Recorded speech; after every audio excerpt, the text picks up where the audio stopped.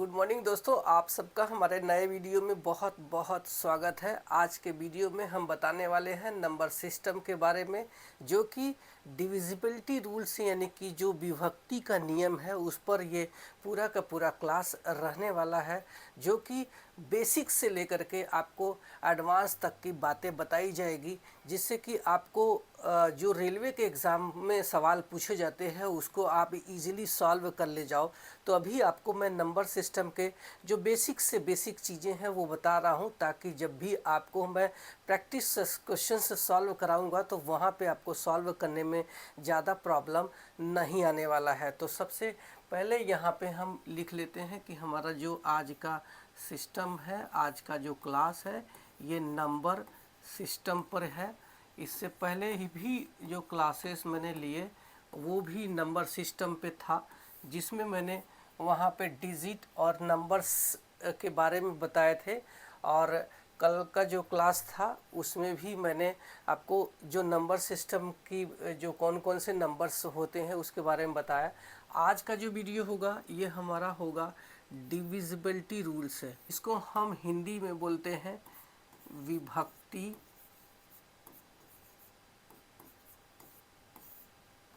के नियम। आपको बता दूं कि रेलवे की परीक्षाओं में इस टॉपिक से बहुत सारे सवाल डायरेक्ट पूछ लिए जाते हैं। इसका डिविजिबिलिटी का मतलब क्या है, इसको अच्छे से आप यहाँ पे समझ सकते हैं कि मान लीजिए कि हम किसी भी संख्या में, जैसे 8 है, इसे हम 2 से अगर हम डिवाइड करते हैं, अगर 2 से डिवाइड करते हैं तो यहाँ पे 2 चौका 8 और यहाँ पे हमारा कोई भी रिमाइंडर यानी शेषफल नहीं बचता है, और 2 जो है पूरी की पूरी 8 में डिवाइड हो जाती है। तो इसी को बोलते हैं डिवाइडेशन का जो रूल है, जो विभक्ति का नियम है, यहाँ पे लागू हो जाता है कि किस संख्या से किस संख्या को हम विभाजित कर दें जिससे कि उसका जो रिमाइंडर है यहाँ पे 0 आ जाए। अगर यहाँ पे कोई संख्या आ जाती है तो वो डिविजिबिलिटी जो है को प्रूफ नहीं करेगा। जैसे मान लीजिए कि अगर हम 2 को ही 7 से डिवाइड करते हैं तो यहाँ हो जाएगा 2 3 6, और यहाँ पे हमें रिमाइंडर यानी कि हमारा जो शेषफल है 1 बच जाता है। तो ये हमारा जो संख्या है 2 7 में पूरी तरीके से डिवाइड नहीं होगा, तो ये हमारा विभक्ति के नियम में उसमें नहीं आएगा, पूरी की पूरी विभाजित हो जाना चाहिए। तो 2 से विभाजित होने का नियम क्या है, इस पे बात करते हैं। तो जो संख्या जिसके इकाई का अंक 0, 2, 4, 6 या फिर 8 हो, वो पूरी की पूरी संख्या 2 से विभाजित हो जाएगी। 97 532। तो यहाँ पे जो इकाई का अंक है 2 है, तो इसका मतलब है कि ये हमारा 2 से पूरी की पूरी जो संख्या है ये डिवाइड हो जाएगी। आपको पूरा कैलकुलेशन करने की ज़रूरत नहीं है, आपको सिर्फ और सिर्फ इकाई का अंक देखना है। अगर ये इकाई का अंक आपका 2 हो या फिर 0 हो या फिर 4 हो या फिर 6 हो या फिर 8 हो, तो ये पूरी की पूरी जो संख्या है ये 2 से विभाजित हो जाएगी। जैसे एक नंबर्स हम ले लेते हैं 931, क्या ये 2 से डिवाइड हो जाएगी, विभक्त हो जाएगा? तो बिल्कुल भी नहीं, क्योंकि यहाँ पे जो नंबर है इकाई का यहाँ पे 1 है, तो ये जो नंबर है ये हमारा 2 से विभाजित नहीं होने वाला है। इसी तरीके से हम अगला एक नंबर यहाँ पे लिख लेते हैं, जो कि हमारा है 3839। तो आप यहाँ पे देख सकते हैं जो इकाई का अंक 9 है, तो ये भी संख्या हमारी 2 से विभाजित नहीं होगी। अब बात करते हैं कि 3 से विभाजित होने वाला जो नियम है वो क्या कहता है। तो अगर कोई संख्या दिया हुआ है, वो सारे संख्या का अगर जोड़ 3 से डिवाइड हो जाता है, तो समझ लेना कि वो संख्या भी 3 से डिवाइड हो जाएगी। तो इसका एक एग्जाम्पल हम लोग देख लेते हैं। तो यहाँ पे एक संख्या लिखते हैं हम लोग 75,684। तो ये संख्या हमारी 3 से डिवाइड होगी या नहीं, इसका रूल ये कहता है कि ये सारे नंबर्स जितने भी दिए हुए हैं इनको इंडिविजुअली आपको सम कर देना है, इनका जोड़ कर देना है, यानी 7 + 5 +6 +8 +4, ये हमारा जो नंबर्स निकल के आएगा ये हो जाएगा 30। अब क्या ये 30 3 से डिवाइड हो जाएगा? तो यस, ये 3 दहा में 30, तो ये अगर डिवाइड हो गया तो समझ लेना कि हमारा ये जो पूरा संख्या है 75,684, ये 3 से पूरा का पूरा डिवाइड हो जाएगा। अब ये संख्या हमारी 3 से डिवाइड होगी या नहीं, उसको हम लोग देखने के लिए ये सारी संख्या का इसका योग कर देंगे। इसके जितने भी डिजिट है, जितने अंक है, इनको हम लोग जोड़ देते हैं, यानी 9 अब +6 अब +3 अब +4 अब +2 अब +1, इसको जोड़ेंगे तो 9 6 15, 15 3 18, 18 4 22, 22 2 24, 24 1 25, ये आता है हमारा 25, जो कि 3 से अगर हम इसको डिवाइड करते हैं तो ये पूरी तरीके से डिवाइड नहीं होगा। तो आपको बता दूं कि इसमें जो है ये पूरी की पूरी संख्या भी 3 से डिवाइड नहीं होगी। अब बात करते हैं कि 4 से विभक्ति का नियम।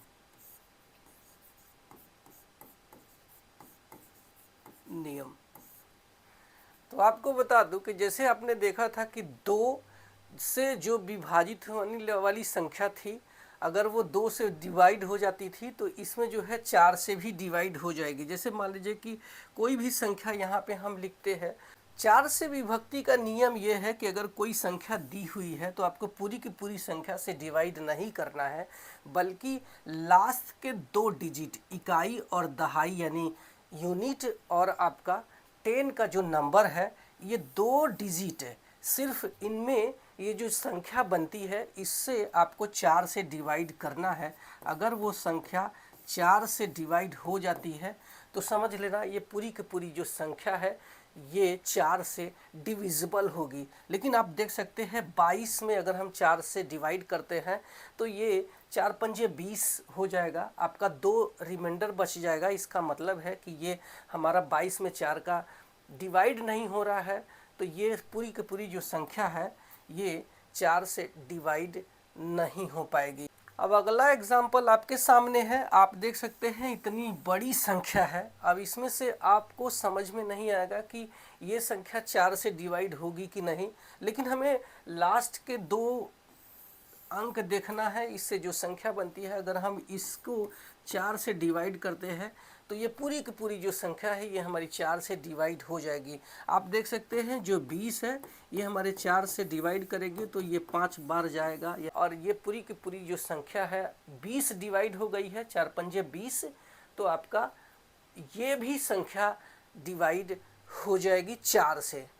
अब आपके सामने एक और संख्या है जो कि इतनी बड़ी संख्या है। अब समझ में आता है कि क्या इसमें जो है ये संख्या 4 से डिवाइड हो जाएगी, तो हमें लास्ट के 2 डिजिट देखना है। तो अगर आपको 00 दिया है तो आपको कंफ्यूजन होने की ज़रूरत बिल्कुल भी नहीं है। ये हमारा जो 0 है ये भी अगर हम 4 से डिवाइड करते हैं तो ये भी चला जाएगा, जो कि 00 हो जाएगा। तो ये भी हमारा जो संख्या है ये आपका डिवाइड हो जाएगा 4 से। 5 से डिवाइड होने का ये नियम है कि अगर किसी भी संख्या जो दिया हुआ है उस संख्या का जो अंतिम अंक है, लास्ट डिजिट है, वो अगर 0 है या फिर 5 है तो समझ लेना कि वो पूरी की पूरी जो संख्या है वो 5 से डिवाइड हो जाएगी। जैसे कि 6530 अगर हम लिखते हैं और इसके लास्ट डिजिट में आप देख सकते हैं 0 है, तो समझ लेना कि ये पूरी की पूरी जो संख्या है ये 5 से डिवाइड हो जाएगी। एक और एग्जांपल ले लेते हैं। यहाँ पे 9531279885, ये हमारी एक संख्या है, पूरी की पूरी संख्या। अगर हम इसमें 5 से डिवाइड करने जाएंगे तो बहुत ज़्यादा टाइम लग जाएगा।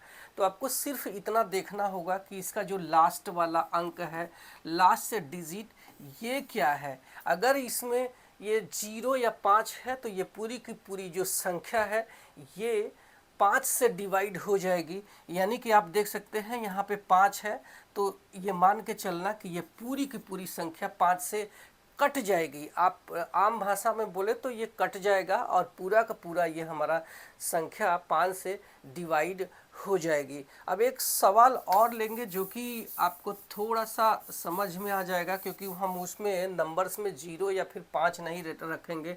8340 और इसके आगे हम लिख देते हैं 2, मतलब कुछ भी रैंडमली नंबर से लिख देते हैं, जहाँ पे इसका जो लास्ट डिजिट है ये 2 है, आप देख सकते हैं। लेकिन हमारा जो रूल कहता है कि लास्ट डिजिट या तो 0 हो या तो फिर 5 हो, तभी ये पूरी संख्या डिवाइड होगी। आप यहाँ पे देख सकते हैं चूंकि 2 है तो जाहिर सी बात है कि ये पूरी की पूरी जो नंबर्स है ये 5 से डिवाइड नहीं होगी।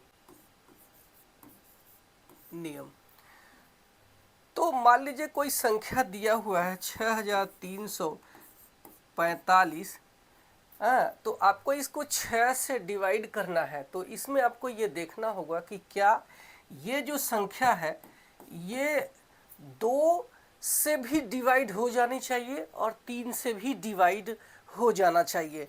तो अगर दोनों संख्या से डिवाइड हो जाता है, 2 से भी 3 से भी, क्योंकि हमारा जो 6 का जो फैक्टर होता है वो 2 और 3 होता है, और आपका 2 और 3 संख्या दोनों से अगर ये संख्या डिवाइड हो गई तो समझ लेना कि ये 6 से भी डिवाइड हो जाएगी।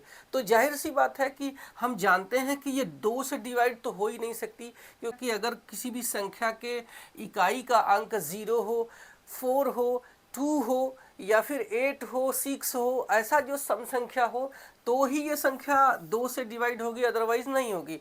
तो जाहिर सी बात है कि ये 2 से तो डिवाइड हो ही नहीं रही है, तो आपको इसको समझ लेना है कि ये 6 से भी डिवाइड नहीं होगी, क्योंकि जब 2 से ही डिवाइड नहीं हो रहा है तो हमारा 6 से कहाँ डिवाइड होगा, क्योंकि 6 से विभक्ति का जो नियम है ये कहता है कि हमारा जो 2 है और 3 है दोनों से डिवाइड हो जाना चाहिए। मान लीजिए कि हम यहाँ पे 36 ले लेते हैं। कितना? 36। तो क्या ये संख्या हमारा इससे डिवाइड हो जाएगा 6 से? ये तो इजीली आप यहाँ पे बता सकते हैं, लेकिन यहाँ पे अगर कोई बड़ा नंबर है तो नहीं बता सकते। आप देख सकते हैं ये संख्या जो है 2 से डिवाइड करेंगे तो ये हो जाएगा 2 एकम 2 और 2 अट्ठे 16, ठीक है, 18 इसमें आता है, मतलब ये 2 से डिवाइड हो गया। लेकिन अगर इसको हम 3 से डिवाइड करते हैं तो ये भी जो है 3 एकम 3, 3 दूना 6 यानी 12। आपका 2 से भी डिवाइड हो गया, 3 से भी डिवाइड हो गया। अब आप देखेंगे कि ये संख्या हमारी 6 से भी डिवाइड हो जाती है, यानी कि 36 अगर हम लिखते हैं यहाँ पे 6 का 36, ये हमारा 6 से भी डिवाइड हो गया। इसका मतलब कि हमारा ये संख्या जो है 6 से डिवाइड हो जाता है। 7 से विभक्ति का जो नियम है थोड़ा सा हमें टेढ़ा है, तो उसको समझना भी जरूरी होगा। इसका मतलब है कि आप अगर कोई भी संख्या दी हुई है, पूरी की पूरी संख्या, जैसे मान लीजिए कि मैं यहाँ पर 882 ले लेता हूँ, तो ये जो पूरी पूरी संख्या है 7 से विभाजित होगी या नहीं होगी, इसका नियम ये कहता है कि हमें इकाई का जो अंक है, इसको हमने आपको पहले ही बताया था कि ये इकाई है, इकाई के अंक का 2 गुना करेंगे, यानी 2 मल्टीप्लाई 2 और इसमें होता है 4, और शेष जो संख्या बचती है उसमें से इसको माइनस कर देंगे, यानी 88 माइनस 4, और ये हो जाता है हमारा 84, जो कि 7 से डिवाइड हो जाती है।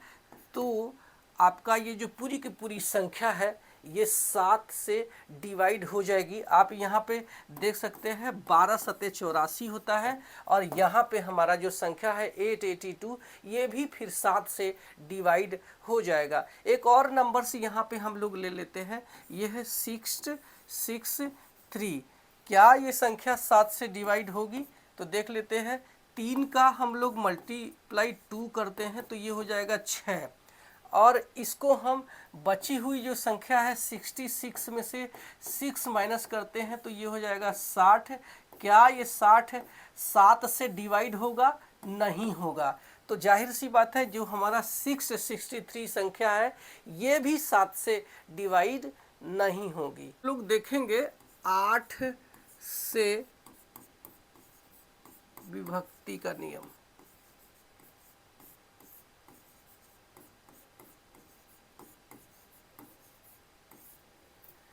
कि क्या कौन सी ऐसी संख्या होगी जो 8 से विभाजित हो जाएगी पूरी की पूरी। तो उसको अपन देखने के लिए हम लोग एक कोई नंबर से ले लेते हैं। 56 128 है, यानी कि आप ये देखेंगे कि क्या ये जो संख्या है ये हमें 8 से डिवाइड हो जाएगी। इसके लिए हम लोग थोड़ा पीछे चलते हैं, जहाँ पे हमने 2 का डिवाइड बताया था कि 2 से डिवाइड होने वाले जो है 2 की पावर थी, यानी कि 2.1, और दूसरा था 2.2 जो कि 4 से डिवाइड होने वाला था, जो कि हमने आपको बताया था कि उसमें भी शुरू के हमने एक डिजिट लिए थे 2 से डिवाइड करने के लिए, लेकिन 4 से डिवाइड होने के लिए हमने शुरू के जो है 2 डिजिट लिए थे। इसी तरीके से 2 का पावर 3 हमारा 8 से डिवाइड होने का जो रूल है, इसमें हम लोग 2 के पावर 3 है, यानी कि जो हमने लेना है वो लास्ट के आपको 3 डिजिट लेना है, 1 2 3। अगर ये तीनों डिजिट 8 से डिवाइड हो जाता है, ये जो संख्या है, ये जो तीनों डिजिट से बनी हुई जो संख्या है, 3 अंकों की संख्या है, अगर 8 से डिवाइड हो जाती है तो ये हमारा पूरा का पूरा जो संख्या है ये 8 से डिवाइड हो जाएगा। देखते हैं यहाँ पे 128, इसको हम लोग 8 से डिवाइड करते हैं तो ये हो जाएगा 8 है कम 8, 4 बचता है तो 8 6 48 है, यानी कि ये आपका डिवाइड हो जाता है। तो ये जो संख्या है 56,128, ये भी 8 से पूरी की पूरी डिवाइड हो जाएगी। तो आपको 2 से अगर डिवाइड करना है तो आपको ये लास्ट के एक अंक देखना है, लेकिन अगर आपको 4 से डिवाइड करना है तो आपको लास्ट के 2 अंक लेना है, ये 28 को 4 से डिवाइड करना है। लेकिन अगर आपको 8 से डिवाइड करने का नियम अगर देखना है तो लास्ट के आपको 3 अंक लेना है। लेकिन अगर मान लीजिए आपको 16 से डिवाइड करने का नियम अगर जानना है तो आपको ये जो 56,128 है तो इसमें जो है 4 अंक लेना है, यानी 6,128 है। ये अगर डिवाइड हो जाता है 16 से तो समझ लेना कि ये जो संख्या है ये भी 16 से पूरी की पूरी विभाजित हो जाएगी। तो 9 से जो विभक्ति का नियम है ये कहता है कि जो भी संख्या हमें दी हुई है, इन सारे संख्याओं का अगर हम योग कर लेते हैं और ये जो संख्या है योग करने के बाद आती है वो अगर 9 से विभाजित हो जाती है तो ये पूरी की पूरी संख्या भी 9 से डिवाइड हो जाएगी। जैसे अगर हम इसको जोड़ते हैं 2 + 1 + 6, यहाँ पे लिख लेते हैं +1 +6 +2 +7, तो ये कितना आता है आप देख सकते हैं। 2 1 3, 6 9, 2 11, 11 7 18, अब +2 है 20, अब +7, ये हमारा आ जाता है 27। और ये संख्या 9 से अगर डिवाइड हो गई तो ये डिवाइड हो जाती है पूरी की पूरी संख्या। अगर हम 9 से डिवाइड करते हैं तो ये हमारा 9 से डिवाइड हो जाएगा।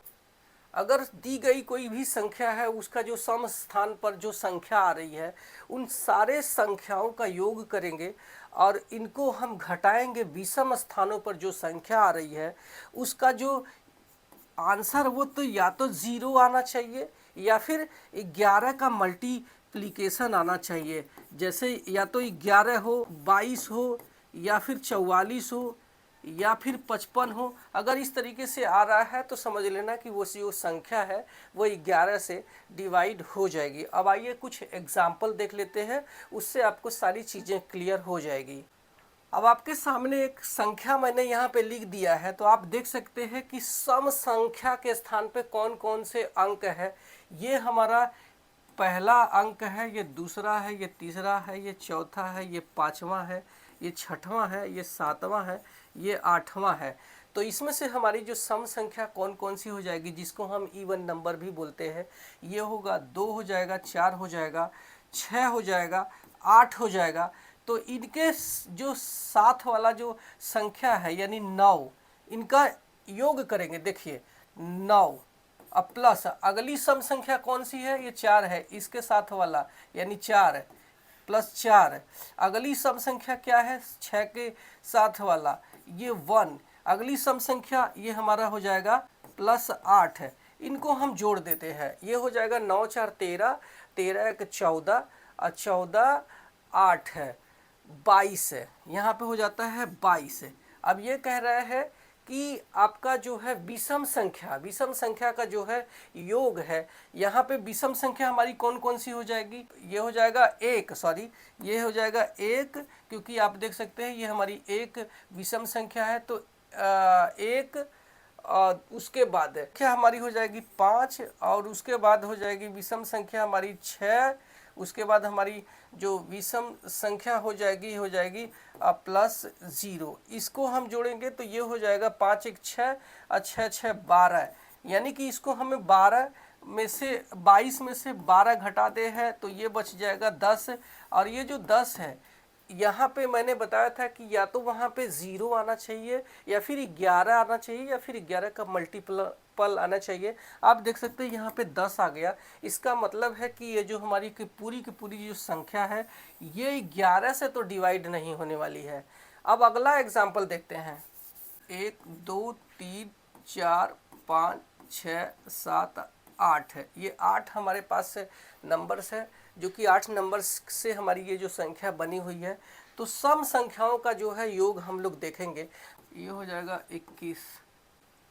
यहाँ पे हमने सम संख्याओं के स्थान पर जो संख्या है उसको लिख करके उसका योग किया है। आप देख सकते हैं कि 2 की जगह पे हमारा 6 है तो 6, 4 की जगह पे 7 है तो 7, 6 की जगह पे 6 है तो 6, और आपका 8 की जगह पे 2 है तो 2 लिखा है, और इनका जो योग है ये 21 आया है। विषम संख्या देखते हैं तो ये हो जाएगा विषम संख्या आपका 9, और ये हो जाएगा 0, और ये हो जाएगा आपका फिर से 9, और उसके बाद आपका ये हो जाएगा 3, यानी कि ये हमारा 9 के 9 18, 18 3 21। इसको हम अगर माइनस करेंगे तो यहाँ पे आ जाएगा 0, जो कि हमारा हमने आपको बताया था कि इनका जो अंतर है ये आपका 0 आना चाहिए या फिर 11 का मल्टीपल आना चाहिए। तो आप देख सकते हैं 0 आ गया है। इसका मतलब है कि ये पूरी की पूरी जो संख्या है ये हमारा 11 से डिवाइड हो जाएगा। इसमें आप सम संख्या के स्थानों का योग और उसका विषम संख्याओं के स्थानों का जो है योग को माइनस कर सकते हैं, या फिर आपको जो संख्या इसमें से बड़ी आती है उसमें से आपको माइनस करना है। मान लीजिए कि विषम संख्याओं का योग बड़ा आ गया, यहाँ पे 23 आ गया, तो आपको 23 माइनस यहाँ पे सम संख्याओं का जो है स्थानों का योग माइनस उसमें करना है। जो भी संख्या इसमें से बड़ी आती है वो माइनस करेंगे, और उसका जो है जो माइनस करने के बाद आंसर आता है वो 0 या फिर 11 का मल्टीपल अगर आता है तो समझ लेना कि वो संख्या 11 से मल्टीपल, यानी कि वो संख्या 11 से पूरी की पूरी विभाजित हो जाएगी। तो ये वीडियो में मैंने पूरा जो विभक्ति का नियम बताया। अब आगे से मैं नंबर सिस्टम पर जो रेलवे की परीक्षाओं में सवाल पूछे जाते हैं उसको मैं सॉल्व करूंगा, जो कि आपको बहुत ही अब इजी लगेगा, क्योंकि मैंने नंबर सिस्टम के पूरे जो है टॉपिक को कवर कर लिया है। अब आपको सारी चीज़ें अच्छे से समझ में आएगी। आपको वीडियो कैसा लगा कमेंट सेक्शन में ज़रूर बताना, और हाँ, अगर आपको कुछ डाउट रह गया है तो आप ज़रूर बताना, मैं उस डाउट्स को भी क्लियर करने की कोशिश करूँगा। Thank you so much.